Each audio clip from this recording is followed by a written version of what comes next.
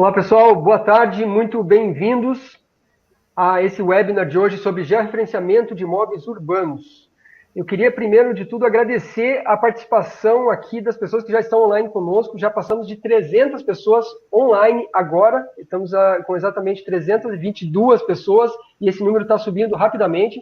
Então, muito obrigado pela presença de vocês, pela atenção de vocês aí de separar uma hora do seu dia para estar conosco aqui falando desse tema técnico, um tema denso, pesado, mas que gera muito interesse aí na nossa comunidade e provavelmente vai gerar muitas oportunidades de trabalho no nosso setor.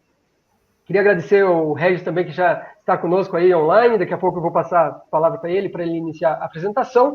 Eu sou Eduardo Freitas e eu vou ser o moderador desse webinar. A gente vai estar juntos ao longo de uma hora, mais ou menos, entre tudo, né? Entre as apresentações, a palestra, a sessão de perguntas e respostas. A gente vai tentar não passar aí de uma hora, até porque a gente sabe que muita gente ou está no trabalho, ou está de férias, está reservando ali um tempinho das férias para estar conosco. A gente vai tentar terminar ali 3 horas, 3 e pouquinho.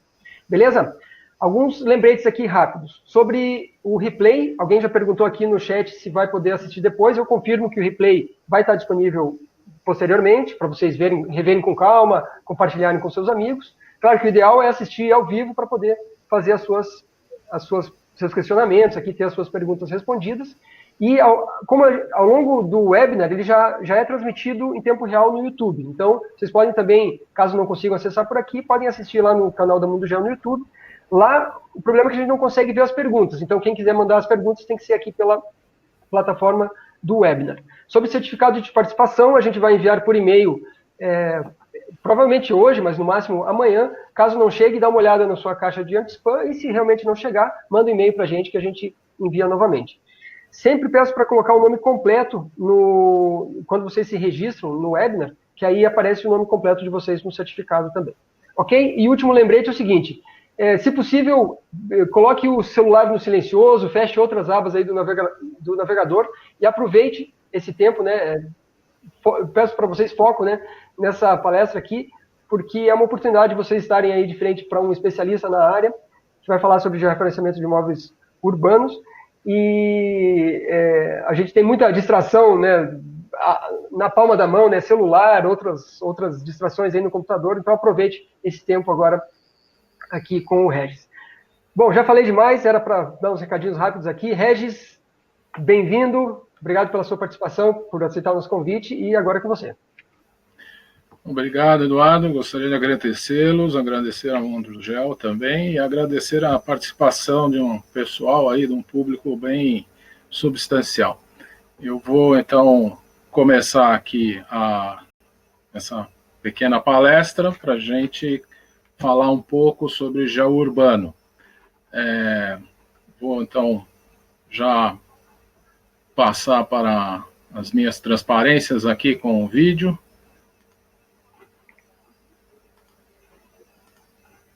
Ok, Regis, enquanto você compartilha aí, eu te digo o que a gente está vendo na nossa tela aqui. Tá, ok. A gente já está vendo aquele efeito de espelho infinito. Espelho.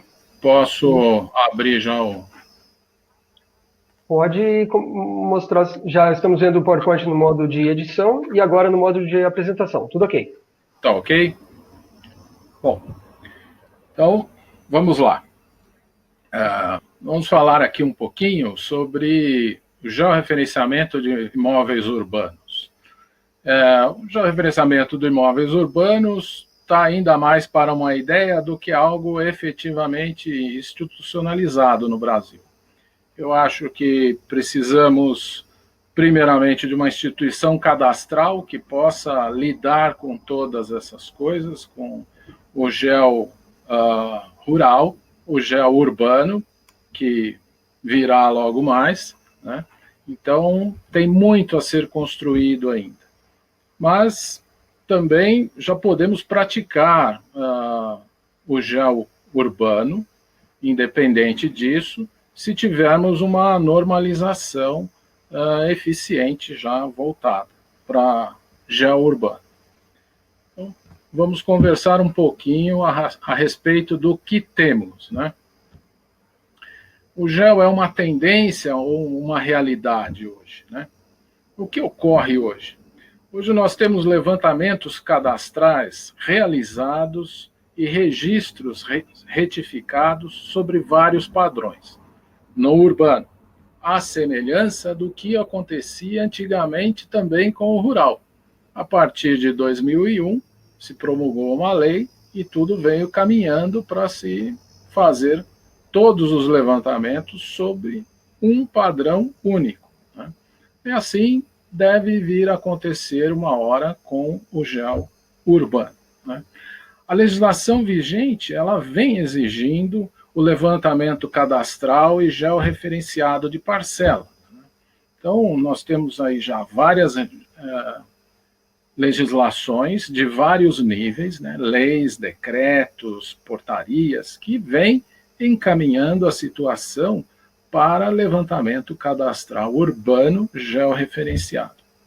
Então, é necessário se ter um padrão único, como já temos para o imóvel rural, o quanto antes, porque os levantamentos são feitos.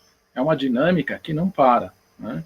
Nós temos uma deficiência muito grande da especialização do imóvel no registro, há uma disparidade muito grande entre o que tem, na grande maioria das vezes, registrado e o que tem na situação real, né, situação fática. Então, e temos especificidades de cada município também que devem ser consideradas. Então, precisamos de uma instituição que tenha por escopo, que tenha a possibilidade de gerenciar tudo isso. Então, uma instituição cadastral no Brasil seria bem-vinda. Vamos contextualizar aqui um pouco o que a gente chama de levantamento cadastral. Tradicionalmente, no Brasil, no meio técnico, quando se fala levantamento cadastral, se vem à mente de um levantamento completo, recheado de informações, todas as possíveis.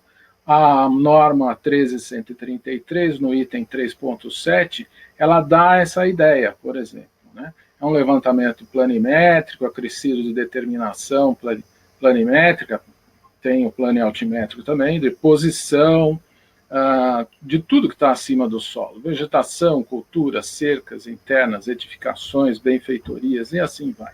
Então, esse é um levantamento cadastral tradicionalmente compreendido aqui no Brasil, mas ele é voltado principalmente para projetos, né?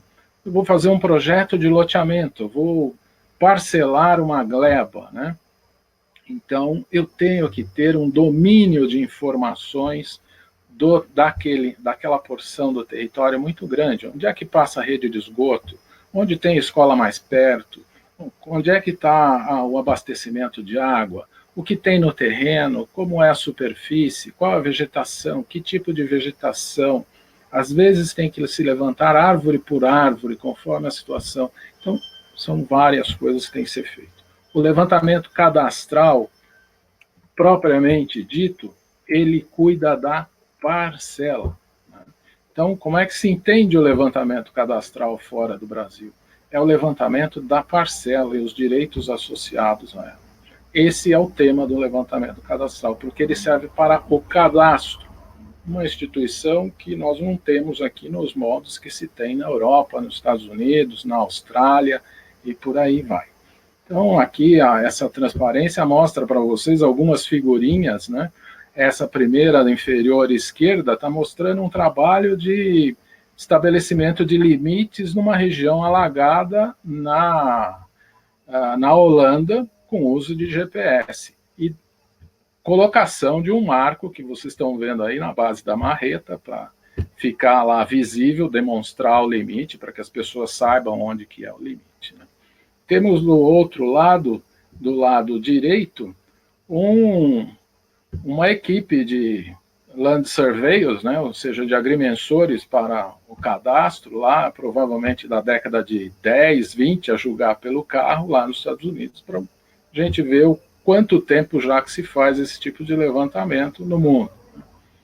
Na figurinha central aqui, nós temos uma planta cadastral. onde são mostrados os limites das edificações. Vocês veem que o tema é concentrado na questão de palestra, né? E temos ali uma planta cadastral feita por uma empresa, né, demonstrando como são os limites de uma determinada parcela e todas as notificações, as certificações dadas pelo agrimensor que fez o levantamento. A semelhança do que nós já fazemos aqui para o nosso imóvel rural, onde colocamos na planta lá todas aquelas declarações e assumimos plena responsabilidade junto com o proprietário também, mas responsabilidade sempre é maior para o lado do responsável técnico, por isso o nome dele, né? Então, quanto a padrões, o que é que nós temos de padrões já estabelecidos no Brasil que podem ser usados? Minimamente, nós temos até mais padrões que esse, nós temos os padrões da infraestrutura de dados espaciais, uma série de outros que tem que convergir para essa questão quando necessário, né? Nós temos a NBR 13133 desde 1994, que está passando por uma reorganização agora, uma atualização, já está pronta, está esperando todo o trâmite da ABNT. Temos a 14166, que igualmente já passou por um processo de revisão, atualização, e está em tramitação. E temos a 14645, que trata especificamente do levantamento planimétrico para registro público, a retificação de imóvel urbano. Vejam que essa norma nós temos desde 2005, e ela é muito pouco usada. Eu não vejo muitos exemplos de aplicação dela, e nós fizemos isso lá já há quase 15 anos, né? Então, nós temos uma norma para levantamentos gerais, uma norma para rede de referência cadastral, que é uma rede geodésica localizada para aquele município, numa densificação adequada para atender todos os levantamentos do município, e temos uma norma, uma NBR, para o levantamento de imóvel urbano, com o objetivo de retificação do imóvel urbano. Então, precisamos usar isso. Precisamos dar utilização para essas normas, aderir a esses padrões o quanto antes e melhorar os padrões ao longo do tempo. E precisamos de base legal para todas essas coisas, ou seja, nós precisamos organizar a casa para poder desenvolver tudo isso. As ferramentas já estão aí dispersas para lá e para cá, mas existe um conjunto grande de ferramentas que foram construídas. Leis, normas, procedimentos. Então, isso reflete também na parte de registro. Nós temos a Lei de Registro Público, 573, adequada aí ao longo do tempo, né, para as evoluções que houve, né, georrural, retificação administrativa, porque antes era só judicial, agora temos a administrativa também, o que vem sendo feito em grande quantidade, e tem a regularização urbana, que prevê regularizar toda aquela situação dos imóveis que estão irregulares na zona urbana do país inteiro. Além disso, tem as normas de corregedoria, que são próprias dos cartórios, que também interferem com essa situação, porque a partir das leis eles definem quais os procedimentos que o cartório faz, e tem também as interpretações disso tudo de cada registro, né? Então, é um conjunto de procedimentos aí que precisa ser depurado, precisa ser posto em prática de uma forma mais orquestrada, né? Uma forma mais otimizada. Muitos municípios, ou vários pelo menos, já têm a rede de referência cadastral municipal. Tem casos em vários locais aqui, vários municípios aqui no estado de São Paulo. São Paulo tem, Campinas tem, Piracicaba e assim vários outros municípios. E pelo Brasil afora também temos vários municípios que já implementaram a sua rede de referência cadastral. Muitos municípios construíram a rede como suporte a um mapeamento geral do município, um mapeamento dito cadastral, feito com várias técnicas, mas que não é o levantamento parcela a parcela, aquele levantamento que resolve todos os conflitos e que registra uma situação de equilíbrio entre o interesse dos proprietários, os acordos dos proprietários ali, que mantêm aqueles limites em equilíbrio, e também as leis, os direitos de cada um que estão envolvidos ali, e também o direito de todos, o direito público. Então, o uso dessa rede para solucionar esse problema é extremamente importante, porque é ele que vai proporcionar um sistema único de referência, que pode ser utilizado por todo o país, à semelhança do que já temos no GEO Rural. Então, mantém e atualiza condizente com a realidade a base de dados e garante, e é um grande auxílio no planejamento, porque à medida que esses dados vão se referindo a essa rede, eles começam a ter uma visibilidade, e o trabalho com eles começa a ter maior eficiência, porque o correlacionamento entre as parcelas fica mais evidente, mais fácil de se obter, não só parcela, como outras coisas. Então, os municípios que já têm esse tipo de rede, eles podem fomentar o uso dessa rede para o levantamento das parcelas, para a retificação do dia a dia, para os projetos, para uma série de coisas. Assim, tudo vai se referindo à rede, e todos os elementos, ou todas as entidades, todas as informações espaciais conversam mais facilmente entre si, vamos dizer assim. Ou seja, nós percebemos melhor a correlação entre aquelas entidades espaciais por estarem num único referencial, e um referencial consistente. Mas para que essas feições, esses limites, essas outras informações também tenham a adequada utilização, precisa haver consistência também no tipo de levantamento. Então, o levantamento da parcela, ele tem que ser consistente, né? Tem que observar o princípio da vizinhança, tem que observar os equilíbrios entre os acordos ali entre os proprietários, tem que observar os direitos de cada um. Então, tudo isso é papel do agrimensor, né? O agrimensor é o cara que está lá, o profissional que vai fazer o levantamento, que ele faz o levantamento da situação, o posicionamento das feições, muros, o que se entende como limite, mas também ele faz o levantamento da parte social, além de toda a documentação. Ele tem que analisar aquilo tudo para chegar às conclusões e dizer, ora, limite é assim, não é assado. Então, quais as perspectivas que a gente vê? Então, as perspectivas vêm aumentando conforme aumentam a presença dos termos georreferenciamento na legislação. Vocês vejam aí que nesse slide nós temos um começo aí de georreferenciamento rural em 2001, com a Lei 10 de 2007, depois passamos para a regularização fundiária urbana já em 2009, com duas leis aí, a 11.977 e a 13.465. Depois temos uma proposta do Ministério das Cidades, né, o Cadastro Técnico Multifinalitário, que já tem documentação, já tem uma portaria dando um balizamento. Temos um projeto de lei que anda parado lá no Congresso, que estabelece normas para a elaboração de cadastro territorial dos municípios e dá outras providências.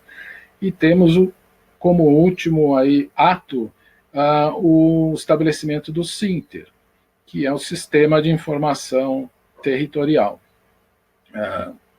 estabelecido pelo Decreto Federal 8.764. Então, todos esses diplomas legais, essas leis, eles clamam pelo georreferenciamento. Textualmente, está lá escrito que as informações serão georreferenciadas. E os levantamentos são georreferenciados. Então, tem que haver padrões para esses levantamentos e os padrões têm que ser cumpridos. E tem que haver um orquestramento de todas essas ações. Então, é basicamente isso que eu queria comentar com vocês e pôr aqui a discussão, chamar a atenção de todos. Eu agradeço muito a audiência de vocês e estamos abertos aí à questão, à parte de perguntas. Muito obrigado.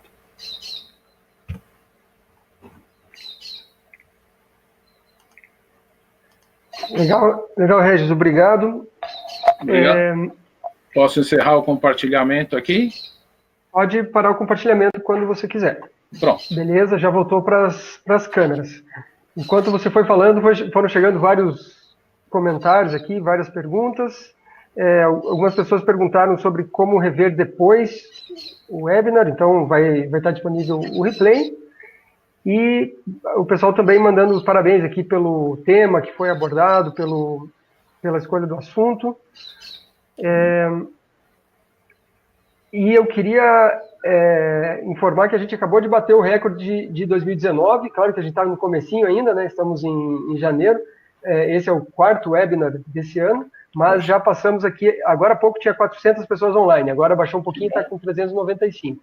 É muita gente, imagina, 400 pessoas num auditório, é um auditório bem cheio, né? Então, o pessoal está mandando aqui os parabéns. Eu comentei que eu ia falar sobre uma condição especial aí de capacitação nessa área. Então, eu vou compartilhar rapidamente aqui a minha tela. A gente já vai para as perguntas, Regis? Eu vou bem rapidinho aqui compartilhar minha tela. Já fez o efeito de espelho infinito. E a condição especial que eu ia falar é o seguinte: a gente vai ter um curso presencial sobre esse tema, georreferenciamento de imóveis urbanos. Ele está aqui na programação do Mundo GeoConnect. Ele está aqui no cantinho inferior direito, e ele acontece em paralelo a todos esses cursos que acontecem aqui no dia 27 à tarde. Já me perguntaram também se dá para fazer cursos ao mesmo tempo, né? Então, cursos que acontecem no mesmo período não podem ser feitos ao mesmo tempo, porque eles são em paralelos. Mas você pode escolher cursos de outros dias, pode fazer seminários na parte da manhã, tem fóruns também que vão acontecer na parte da manhã. Então, essa aqui é a programação geral do Mundo GeoConnect e do Drone Show, que vão acontecer de 25 a 27 de junho em São Paulo. E aqui a gente vai ter um curso presencial de georreferenciamento de imóveis urbanos. Eu vou rapidinho aqui embaixo para mostrar a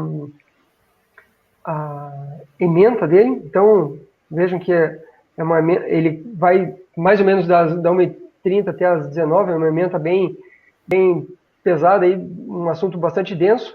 E para esse curso aqui a gente tem uma condição especial, que é o preço do primeiro lote. A gente já está no segundo lote das inscrições nesse curso, e a gente diminuiu o preço para o valor do primeiro lote, então vocês podem se inscrever aí com uma condição especial. Dá para parcelar também no cartão, para quem já perguntou se dava para parcelar, eu já respondo aqui. Então, está aí o curso que eu tinha comentado. Deixa eu parar aqui o meu compartilhamento e voltar aqui para as perguntas.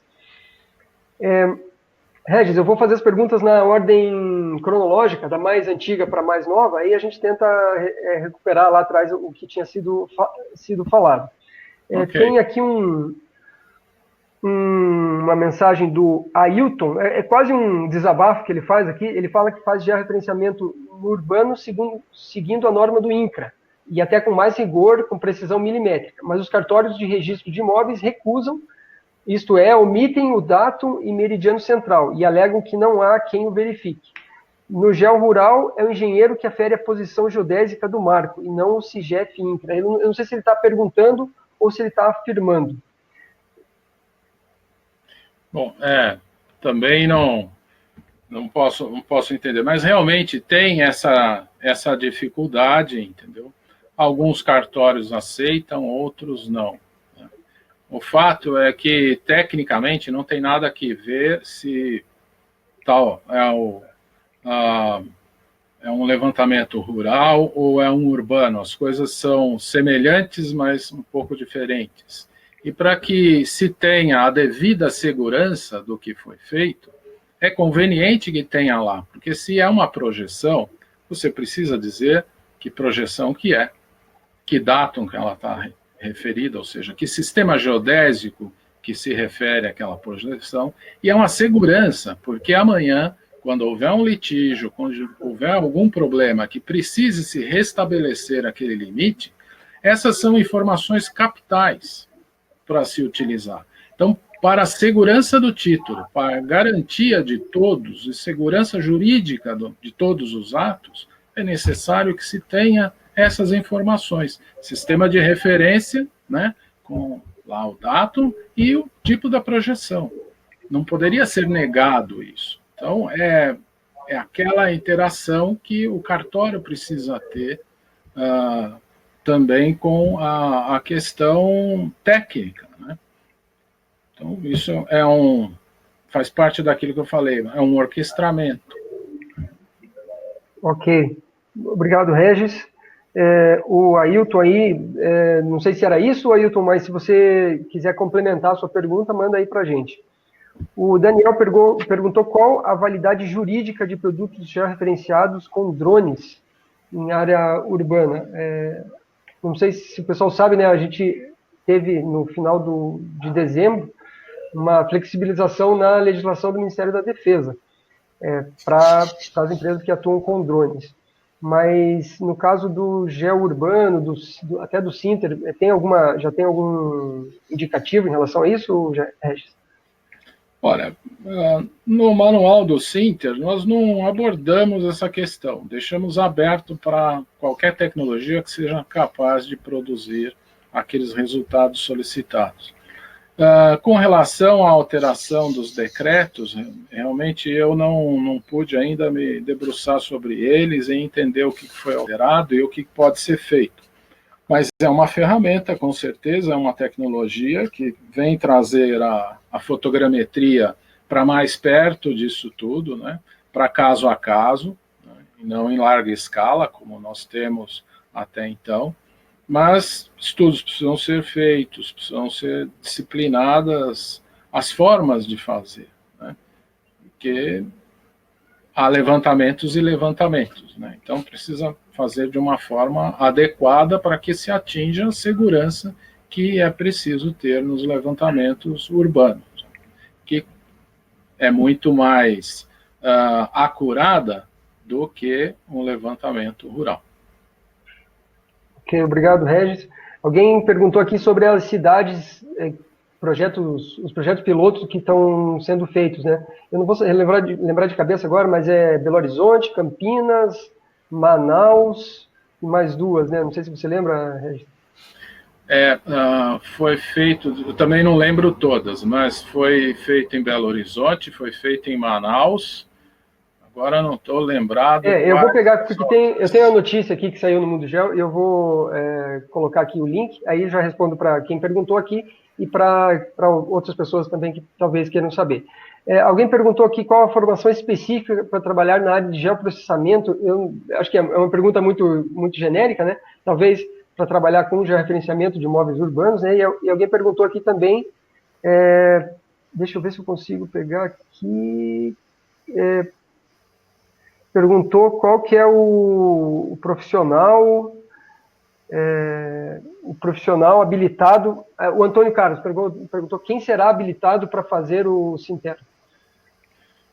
Bom, quem será habilitado, aí quem vai dizer isso é o sistema Confea-CREAS, é o CAL, e agora o dos técnicos. Eu não sei como é que vai ficar isso, não tenho a mínima ideia. Tradicionalmente, os que têm habilitação para isso são o engenheiro agrimensor, o engenheiro cartógrafo, o engenheiro agrimensor e cartógrafo, como nós temos hoje, o engenheiro de geodésia, e vários outros aí que têm uma formação mais específica para isso.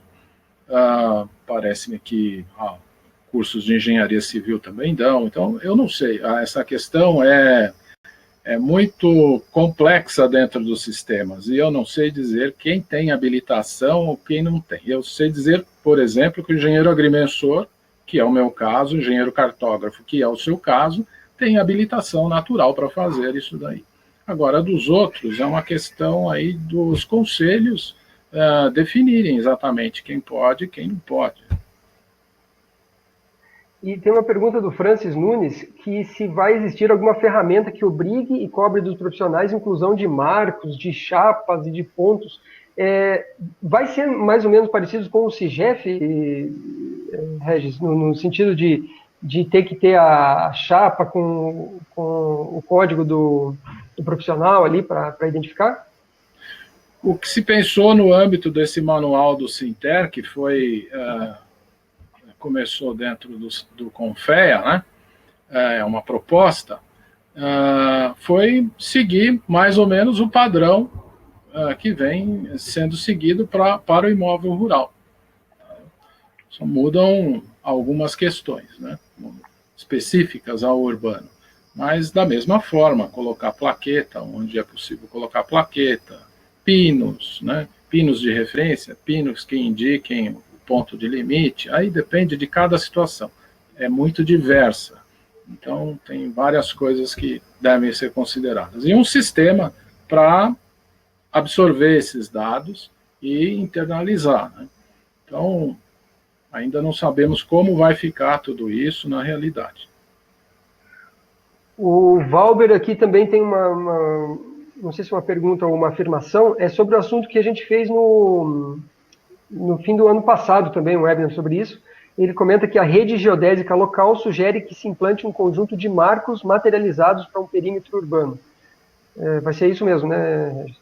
Sim, nos modos do que está na 14166, né? É uma rede geodésica vinculada ao sistema geodésico brasileiro, ou seja, ela vai adensar o sistema geodésico brasileiro ali dentro do município, né? E levar pares de pontos, o que nós definimos hoje em dia é que não pode haver pares de pontos mais distantes do que 500 metros um do outro, de forma que você tenha um bom recobrimento do município, e isso se torna uma infraestrutura para facilitar os levantamentos e para controlar os erros de observação que todo levantamento é sujeito tem, né? Não existe medição de nada que não contenha erros. Então, isso é uma forma de controlar os erros e manter a homogeneidade do sistema. Então, a rede é uma infraestrutura, e quanto mais o município cuidar dela, construir, manter, né, melhor se torna o trabalho para se fazer levantamentos de todos os tipos no município, inclusive os destinados a registro público. Ok, Regis, obrigado. Tem uma pergunta da Elaine dos Santos. É uma pergunta bem genérica, eu vou direcionar ela para a área técnica, né? Ela pergunta quais os principais empecilhos para a aplicação do georreferenciamento na área urbana. Então, claro que tem vários empecilhos, né? Mas vamos pensar mais na questão técnica mesmo. Questão técnica, eu diria que o principal é a presença da rede de referência cadastral, para facilitar o trabalho, para não causar um ônus muito grande, e um regramento dentro do município, no mínimo, entendeu? Ou seja, as partes precisam se compor e todas essas leis que estão aí, essas normas, precisam ser praticadas. Então, acho que cada município deve procurar direcionar as coisas no seu território, né? Porque é da competência do município. Agora, também precisa ter uma instituição cadastral num nível maior, num nível federal, com as ramificações estaduais e municipais, para coordenar tudo isso. Não pode ficar solto. Ok, Regis, obrigado. E o José, ele pergunta como aplicar a legislação do georreferenciamento urbano, ou como aplicar o georreferenciamento urbano em moradias irregulares, caso de invasões, por exemplo, aí não é tanto a questão técnica, é uma questão mais até de chegar, às vezes, no lugar, né? Às vezes não dá nem para entrar lá. E muitas vezes entra apanhando. Então tem que... A primeira coisa é construir acordos, né? E conversar com as pessoas, ver o que pode ser feito e para promover essa regularização. As pessoas têm que entender que isso é um benefício, porque elas vão ter a propriedade, elas não têm propriedade, elas têm posse, né? Elas são donas de um lugar por ocupação e não por direito de propriedade. A partir de quando ela tem uma matrícula dizendo que aquele pedaço de chão é dela, as coisas mudam de patamar. Ela tem acesso a financiamentos, ela pode obter um financiamento através da garantia daquele imóvel e melhorar o negócio dela para ganhar mais dinheiro, e com esse ganhar mais dinheiro ela paga o financiamento. É isso que se faz no mundo inteiro. Ou seja, a propriedade, havendo a propriedade e ela dando garantias, isso se transforma em dinheiro para você empreender. Aí é que nós temos que chegar, é isso que o pessoal precisa enxergar também. Então, tem que se demonstrar que é um benefício. Agora, existem questões que não dá, realmente, o caso é outro. Ok, Regis. Fica uma tarefa aí para nós do setor mesmo, a gente demonstrar os benefícios para os proprietários. A Mundugel e o Drone Show, né, tem também uma parte aí dessa responsabilidade também. Exatamente. Isso é uma questão de toda a comunidade envolvida. Todos nós que somos engenheiros, técnicos, tecnólogos, que trabalhamos nessa área, os pesquisadores, isso tem que ser um esforço conjunto e ajudar o governo nessa tarefa. Ok, Regis. Antes de seguir nas perguntas técnicas aqui, eu queria responder algumas perguntas sobre o curso. Tem gente perguntando sobre parcelamento, sobre desconto para grupos, por exemplo. Então, eu já confirmo aqui que a inscrição nos cursos do Mundugel Connect e do Drone Show dá para parcelar, mas somente no cartão de crédito. Não dá para parcelar no boleto. E para grupos, aí não é na plataforma lá que se inscreve. Tem que entrar em contato aqui com o departamento de inscrições aqui da Mundugel. E aí você fala quantas pessoas que vêm, quais cursos essas pessoas querem fazer, e aí a gente vê que desconto que dá para fazer. A gente sempre tenta aqui viabilizar a participação de quem está interessado em se atualizar, se capacitar para trabalhar nessa área. Voltando aqui para as perguntas, Regis, o Hamilton tem uma pergunta bem técnica aqui sobre os levantamentos para registros urbanos deverão ser entregues em UTM ou plano topográfico. Eu acho que vai ser na mesma linha do Sinter, né? Já vai em coordenada geográfica, né? Deveria ser assim, né? Mas também não tem uma obrigatoriedade. Agora, o Ministério das Cidades, através daquela portaria lá, 511, ele definiu a projeção UTM. Então, precisamos ver se vai ser em UTM ou se vai ser em geodésica, né? Como tudo deveria ser uma coisa só, urbano e rural, eu acho que, como o rural já começou com geodésica, o urbano também teria que seguir a mesma questão. Agora, mas geodésica fica ruim de projetar. Bom, hoje para os sistemas não tem muito problema, né? Você transformar de geodésica para UTM, ou de UTM para Lambert, ou qualquer outra projeção que se tenha interesse. Então, eu acho que a geodésica é melhor, porque ela é a mãe de todas, vamos dizer assim. Tudo parte da geodésica. Então, fornecendo dado geodésico, Phi, Lambda e Hzinho, por exemplo, o resto se agrega posteriormente de acordo com a conveniência de cada um que vai usar aquele dado. Logo, dentro de uma padronização, de um regramento. Ok, obrigado, Regis. O pessoal perguntando sobre o uso de drones também, mas acho que já foi respondido antes. Tem uma pergunta aqui do Agnaldo. Se o INCRA, a princípio, vai cuidar também dos cadastros urbanos, eu sei que a gente conversou antes, né, Regis, sobre algumas questões assim que ainda estão tem alguma polêmica, né? Então, já está claro quem que vai gerenciar esse sistema do Sinter? O Sinter cabe à Receita, né? É um sistema pensado pela Receita, concebido pela Receita. A gente entende que os dados vão gerar no município, tem grande utilidade para o município, né? O principal interessado. Então, tem que haver um sistema lá no município, ou um sistema de uma entidade que congregue vários municípios ali para uma questão de economia de custos, ganho de escala, né? Então, tudo isso tem que ser modelado ainda. Mas não posso dizer que isso seja uma atribuição do INCRA. O INCRA, a atribuição dele é rural, aí entraria em conflito com o urbano. Não sei como é que vai ficar isso. São coisas que a gente ainda não sabe como vão ser. Por isso que, se tivéssemos uma instituição cadastral, já teríamos um bom norte. Exatamente. Tem uma pergunta do Marco Aurélio aqui. Ele pergunta como funcionam as exigências legais para a implantação de marcos topográficos em áreas urbanas, para levantamento com propósito de regularização fundiária.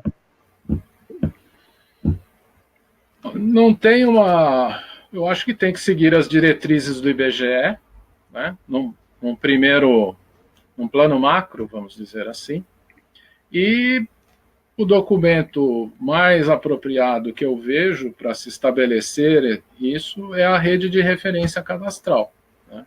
Agora, se for localizado, eu acho que quem manda aí, vamos dizer assim, quem determina as regras é o IBGE, por enquanto. É seguir aquela padronização deles e decretos que já estão aí em vigor. Ok, Regis, obrigado. Eu estava buscando aqui aquelas cidades do projeto do Sinter, já vou colar aqui. E eu queria dar as boas-vindas para os alunos aí que já garantiram sua vaga no curso de referenciamento de imóveis urbanos em São Paulo, o João Nadir Becker Lessa, o Leandro Barbosa, o Lucas Rodrigues Bernardes, o Marcos Aurélio Bianchi. Bom, pessoal, parabéns aí para vocês, bem-vindos, a gente se vê em junho lá em São Paulo. Eu queria também registrar algumas participações aqui no webinar do INEGI do México, que é uma instituição como se fosse o nosso IBGE aqui, né, do Brasil. O pessoal está assistindo, e também a Glória de Porto, de Portugal, que está assistindo. Eu não vou falar o nome de todos que mandaram mensagens aqui no chat, senão a gente não termina hoje, né, esse webinar. A gente tem muita gente online, muitos participantes aqui online, mas deu para, pelo menos, no nome dessas duas pessoas, do INEGI e de Porto, a gente agradecer a todos. A gente está quase terminando. Regis, você tem mais uns 10 minutinhos aí para a gente finalizar as perguntas aqui? Pode ser, pode ser. Beleza. Tem uma pergunta aqui sobre prazos, assim, de quando que vai estar valendo, né? O Sinter não tem como a gente saber ainda. Alguém perguntou quando será disponibilizado as normas de engenharia do Sinter. Foi disponibilizado já um manual, né, Regis? Já foi disponibilizado um manual, deve estar circulando aí, eu não sei se pode ser obtido no site do Confea, talvez, isso ainda está um pouco, não está muito claro para a gente, porque houve uma mudança, né? O conselheiro Alessandro, que é quem estava tratando disso, já terminou o mandato dele, então agora cabe a ele entregar alguns relatórios desses pilotos que foram feitos, ele está cuidando disso, e não sei ainda quem é que ficou no lugar dele para tratar desse assunto. Então, ainda estamos meio no limbo com essa mudança toda aí. Okay, de governo e de mandatos. Eu peguei o link aqui dos manuais operacionais, está no site da Receita mesmo, e acabei de postar aí no chat, então quem quiser é só pegar ali. O Antônio perguntou se é válido para qualquer tipo de cidade, independente do tamanho, não vai ter limitação de cidade, né? O que vai estar tendo agora é os projetos pilotos, que são em cidades maiores. Né? Isso. Isso vai ser para todo o Brasil, a gente espera que assim seja, né? E quanto à rede, qualquer tamanho de cidade merece a sua rede. Ok, eu estou passando aqui por... O Emerson perguntou se há informação de que necessitaremos implantar marcos em um raio máximo para utilizar como base. Tem esse raio máximo? Bom, tem. Implicitamente ou explicitamente definido na 14166, mas em tese é cobrir todo o município com marcos mais adensados na mancha urbana, mas uma rede básica que cubra o município inteiro, ou seja, uma rede primária que cubra todo o município, né? E os espaçamentos da parte urbana é aquele que eu já citei aqui, bases, ou seja, pares de pontos a cada 500 metros. Ok, obrigado, Regis. O Clauber perguntou também sobre complementação, né? Se vai ser como no geo rural, que vai ter que ser feita uma complementação, também não tá claro isso, né? E as cidades, eu acabei de postar ali, e eu tenho aqui Natal, Rio Grande do Norte, Belo Horizonte, Minas Gerais, Campinas, em São Paulo, Manaus, no Amazonas, e Foz do Iguaçu, no Paraná. Então, tá aí as 5 cidades que terão projetos piloto do Sinter. Vamos ver, a gente está quase no final aqui.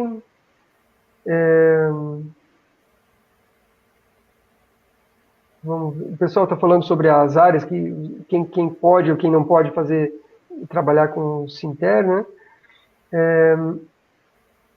O Lucas Mateus pergunta quais as aplicações do geo-urbano no planejamento urbano. Qual seria um bom tema de pesquisa nesse sentido? Um pouquinho fora aqui, mas... São tantas as aplicações, à medida que você tem todas as propriedades cadastradas, que você tem aquele mapa parcelário, inclusive do que é público, não só do que é privado, né? Você tem um meio ali para planejamento, para direcionamento de políticas, é uma informação muito rica.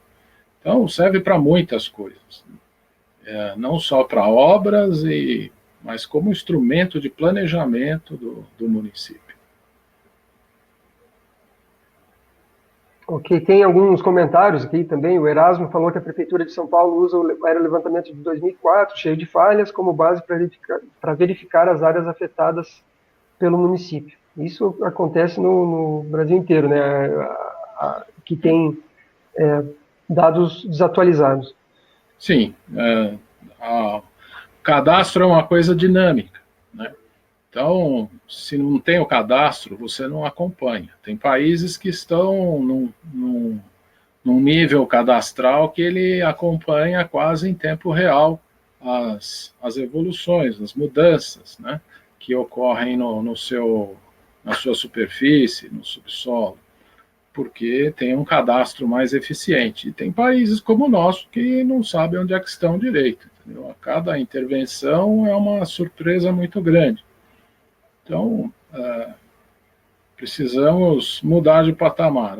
Aqui em São Paulo, a prefeitura tem uma rede de referência, ela está disponível aqui, você pode baixar os marcos, as monografias pela internet.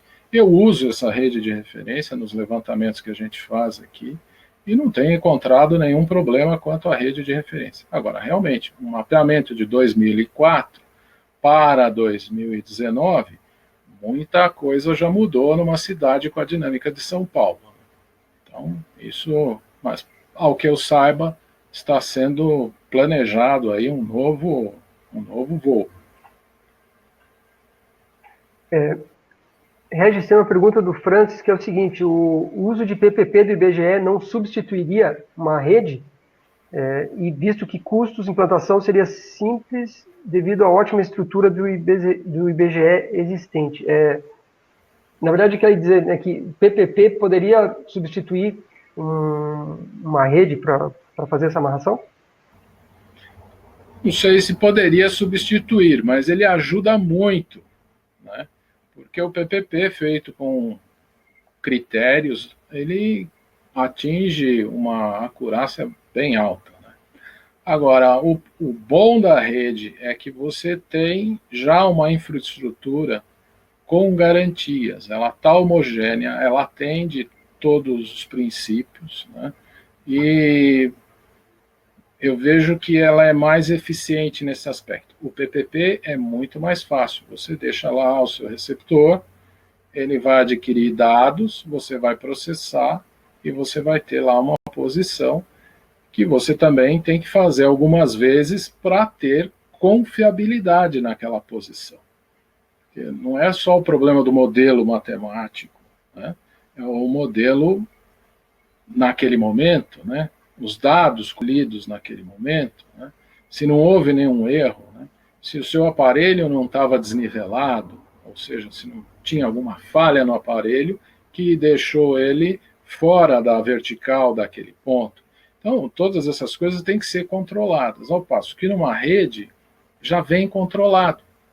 Ela já está lá, está pronto, tudo foi feito, checado, é uma coisa homogênea, né, uma estrutura homogênea, hierarquizada e bem definida. É como se fosse a língua, a moeda do país. Entendeu? Ele já está lá, bem preparado e está gerenciado. Agora, pode-se lançar a mão de PPP, normalizar isso, como fazer o PPP para fazer um levantamento do terreno, coisa e tal. Mas se tiver a rede, é mais fácil utilizar a rede do que fazer o PPP. Porque nem tudo você vai fazer com GPS, principalmente no meio urbano. Você faz um apoio com GPS. O restante, você vai ter que fazer com outros métodos, outras tecnologias. Pode ser estação total, pode ser scanner, pode ser a plataforma do drone com fotogrametria ou com varredura laser. Existem várias formas. Na trena, bem feito, também funciona. Né? Triangulação, dependendo das circunstâncias. Às vezes, pontos inacessíveis podem usar essa forma de posicionamento. Ou seja, existem várias metodologias e tecnologias possíveis. Não é o GPS que vai resolver todos os problemas. No meio urbano, ele vai resolver poucos problemas. Ok, Regis, obrigado. Acho que ficou claro aí, mas se tiver alguma complementação, vocês mandem para a gente. A gente está quase terminando, pessoal. A gente vai ficar mais 5 minutos aqui, só tentar agrupar aqui as perguntas que são parecidas para a gente tentar responder o máximo possível aqui. O Jonathan perguntou se esse curso de junho, lá em São Paulo, serve para o credenciamento no Sinter, e como será feito esse credenciamento. Então, Jonathan, não, esse curso é um curso introdutório ao assunto, não é para credenciamento no Sinter. Não está claro ainda como vai ser o credenciamento de profissionais para fazer, se vai ser como é no INCRA. Então, aguarde aí novas informações sobre isso. Mas o curso é um curso mais um panorama geral sobre isso. Alguém perguntou também sobre a programação. Alguém já descobriu, né, que a programação do Mundo GeoConnect está igualzinha à do Drone Show lá no site do Drone Show. Então, eu confirmo que sim, é exatamente a mesma programação. Como os temas são tem muita intersecção entre eles, a gente resolveu colocar as duas programações nos dois sites iguaizinhas para vocês conseguirem até se organizar, né, fazer a agenda de vocês para participação no evento. Alguém confirmou aqui que voltou a receber os certificados de participação, então realmente a gente está conseguindo agora mandar com um pouquinho mais de agilidade. Terminou o evento, a gente já prepara uma base aqui e manda os certificados, então obrigado por confirmarem aí que estão recebendo. O Jean falou que achou que estava adiantado na palestra, mas chegou atrasado porque achou por causa do horário de verão, né? Então falou que vai ver depois no replay, então depois você pode ver o comecinho, né, lá no replay. E o Diego pergunta o seguinte: se há previsão de linhas de financiamento para a execução do cadastro, né, ou não é execução do Sinter, né, mas para a aplicação de cadastro, assim como foi para os planos diretores. E alguém perguntou aqui também, o Leonilson, se o Sinter vai poder agregar o CTM, o Cadastro Técnico Multifinalitário. Eu acho que talvez seja talvez não é o principal objetivo, mas é o principal benefício aí do Sinter, né? Acho que sim. Tá, inclusive no manual ele chama a portaria para dentro do manual. Né? Ele usa muito do que está lá no manual, está alinhado com o que contém, está contido na portaria. Então as coisas foram feitas em observação à portaria 511 também. Ok. Tem mais uma pessoa aqui que chegou atrasado, o Flávio, se confundiu com o horário de verão, que eles não adotam lá, mas não tem problema, depois você sair o replay. E eu acho que uma última pergunta, Regis, vou deixar a última aqui, que é, a não ser que chegue outra aqui que seja tão abrangente quanto, o Zaqueu pergunta o seguinte: sobre geoimóveis urbanos, que estrutura mínima o município deverá ter para poder ter um cadastro mínimo e conseguir que os dados dele sejam integrados ao Sinter? Acho que é uma pergunta meio complexa, né? Mas que seria interessante para a gente fechar, até para as pessoas já imaginarem, né? Os profissionais que querem atuar nessa área, imaginarem, né? Como que eles podem atuar até em parceria aí com prefeituras. Olha, eu acho que estrutura mínima seria a rede, né? Protocolos com o registro público entre a parte do município e a parte de registro público, ou seja, o cadastro no município e o registro público. Estabelecerem protocolos, como é que nós vamos fazer em conjunto, né? Então, todo levantamento de retificação de área, ele vai ter que passar na prefeitura, porque ele confronta com uma rua, ou confronta também com um outro próprio público, né? E vai ter que passar no registro, evidentemente. Então, uma melhor integração entre essas duas entidades, além da rede de referência cadastral. E também precisa ter um pessoal mais tecnicamente preparado no município para lidar com essas questões. Então, acho que isso é o mínimo para que a gente possa aproveitar os levantamentos que são feitos continuamente dentro de um município, levantamentos cadastrais, eu digo, né, para retificação de área, para desmembramento, para parcelamento de alguma forma, remembramento, e aproveitá-los no futuro, para integrar os sistemas as formas que virão aí com essa legislação toda. Então, se o município conseguir já começar a se organizar para depois receber toda uma estrutura, é desejável. Né? Então, correr atrás. Linha de financiamento já tem há muito tempo, aí, PEMAT e outras coisas, não estou muito por dentro da parte de financiamento dos municípios, mas tem como fazer. Né? Agora, precisa de gente técnica, né? Gente da área que saiba o que está fazendo. Né? E coordenação, e que possa coordenar isso. Né? Possa estabelecer protocolos, atender a necessidade do registro, das legislações existentes, criar o que for possível, com um mínimo de custo aí possível para o município.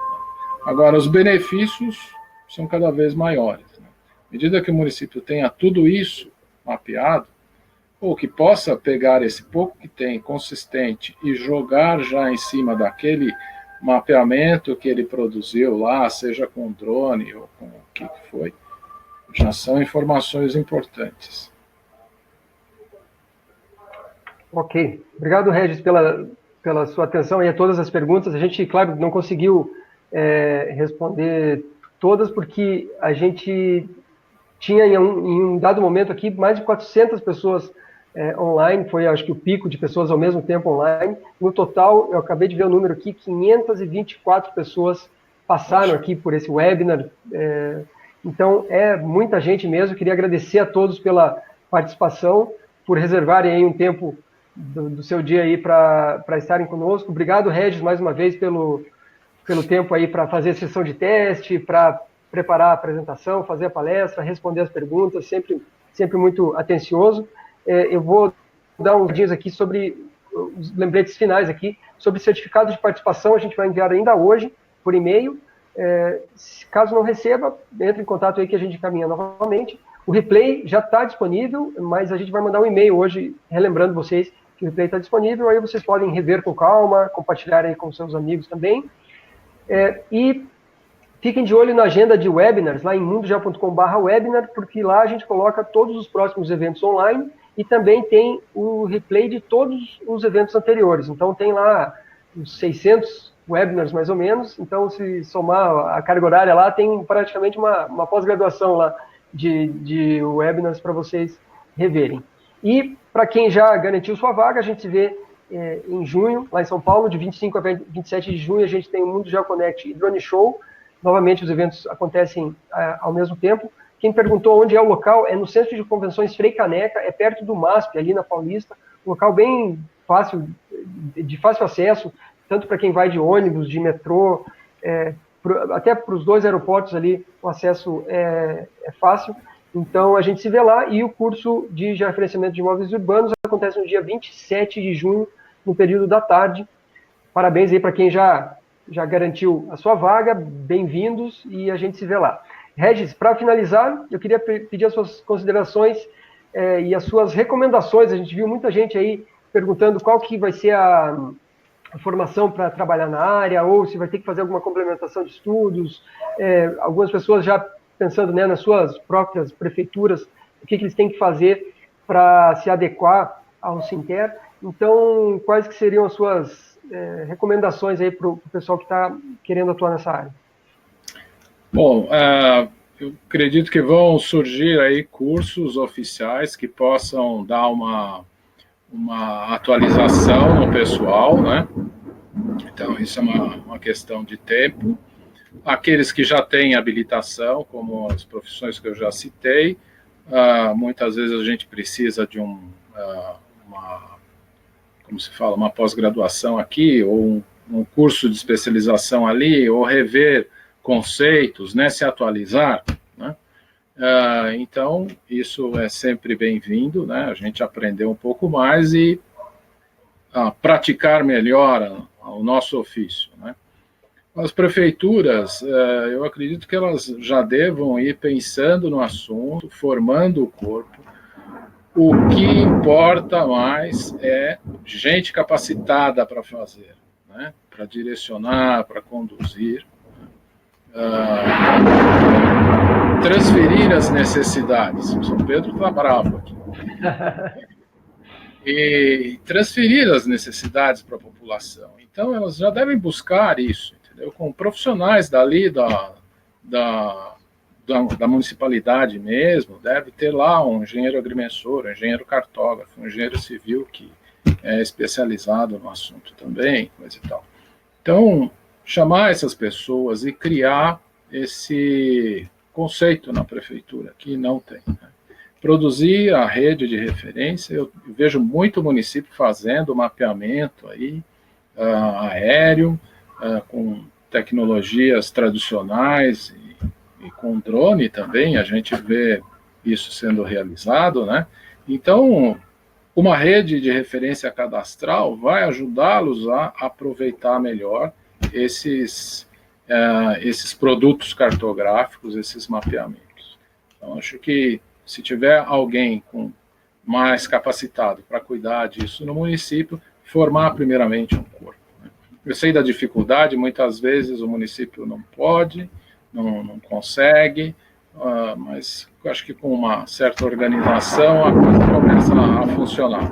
Não tem o ideal, mas tem um bom, tem um que começa a resolver e vai sendo fomentado e aquilo vai crescendo ao longo do tempo. Então, acho que é por aí. Acho que é importante se falar também, né, que o Sinter é algo que está sendo pensado para décadas, né, Regis? Então, já está pensando em padrão, em alta precisão, em formatos até BIM, né, que há pouco tempo atrás não se falava muito em BIM, hoje em dia é uma realidade, e levantamentos com drones. Então, tem que começar, né? Uma hora tem que começar e pensando no longo prazo. Exatamente. Isso não é uma atividade para se resolver em uma década. Vocês vejam aí a experiência que nós estamos tendo com o cadastro rural, né? isso são várias décadas até se completar, e é uma construção.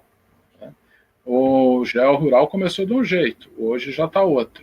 Daqui a alguns anos ele vai ter uma outra configuração.